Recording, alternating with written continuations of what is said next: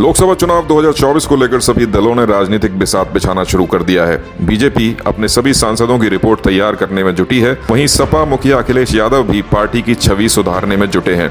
अयोध्या में बन रहे राम मंदिर के जनवरी में होने जा रहे लोकार्पण को लेकर भाजपा पूरे देश में चुनावी माहौल बना रही है। इसके इतर अखिलेश यादव भी सपा की सेक्युलर छवि को बैलेंस करने की कोशिशों में जुट गए हैं। सपा मुखिया की नवरात्रि में वीआईपी सीटों पर उम्मीदवारों के नामों के ऐलान की घोषणा इसी बात का संकेत माना जा रहा है। मुस्लिम यादव दलित समीकरण के आधार पर लोकसभा चुनाव में उतरने जा रही समाजवादी पार्टी अब पिछड़ों और अगड़ों को भी साधने की रणनीति बनाने में जुटी है। धीरे धीरे सॉफ्ट हिंदुत्व की ओर बढ़ रहे अखिलेश लगातार यह संदेश दे रहे हैं कि उनकी पार्टी केवल सेक्युलरिज्म को ही प्रमोट नहीं करती है, बल्कि सभी जाति धर्मों को भी साथ लेकर चलती है। दरअसल अखिलेश यादव को भी इस बात का आभास है कि केवल कट्टर सेक्युलर वाली छवि बनकर वे कभी भी देश प्रदेश की सत्ता तक नहीं पहुंच सकते हैं। ऐसे में अखिलेश यादव समाजवादी पार्टी को मेन पॉलिटिक्स की लाइन में मजबूती से खड़ा करने में जुटे हैं। जल्द ही अखिलेश यादव प्रदेश में साइकिल रैलियों का आयोजन करने जा रहे हैं। माना जा रहा है कि नवरात्रि में वीआईपी सीटों पर ऐलान के साथ ही शुभ दिनों में अखिलेश यादव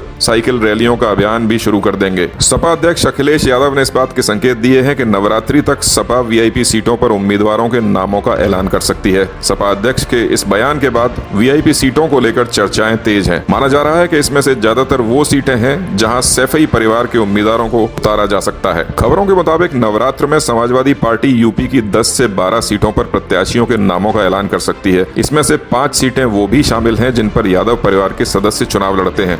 ऐसे में इन वीआईपी सीटों में से एक सीट मैनपुरी भी हो सकती है, जहां से डिंपल यादव मैदान में उतर सकती हैं। यहां हुए उपचुनाव में डिंपल ने बड़े अंतर से जीत भी हासिल की थी। दूसरी सीट कन्नौज होगी, जहां से अखिलेश यादव चुनाव मैदान में दिखाई देंगे। तो वहीं फिरोजाबाद सीट से अक्षय यादव की उम्मीदवारी भी पक्की है। खुद शिवपाल यादव इसका ऐलान कर चुके हैं। सपा बदायूं सीट से धर्मेंद्र यादव और आजमगढ़ सीट पर शिवपाल यादव को मैदान में उतार सकती है। हालांकि शिवपाल चाहते हैं कि इस सीट पर उनके बेटे आदित्य यादव को टिकट दी जाए। इसके अलावा सपा यहां से किसी स्थानीय उम्मीदवार को भी उतार सकती है। 2019 में आजमगढ़ से अखिलेश यादव चुनाव जीते थे, लेकिन विधायक बनने के बाद उन्होंने यहां से इस्तीफा दे दिया था और उपचुनाव में सपा को इस सीट पर हार का सामना करना पड़ा था और बीजेपी से दिनेश लाल यादव निरहुआ चुनाव जीत गए। सैफई परिवार के अलावा उन सीटों पर भी सपा उम्मीदवारों के नामों का ऐलान कर सकती है जो सबसे ज्यादा चर्चा में रहती हैं। इसमें सीएम योगी के गृह क्षेत्र गोरखपुर, अयोध्या, वाराणसी और अंबेडकर नगर जैसी सीटें शामिल हैं। अयोध्या की सीट तो इसलिए भी अहम हो जाती है क्योंकि जनवरी में राम मंदिर का लोकार्पण होगा। ऐसे में यहाँ का सियासी पारा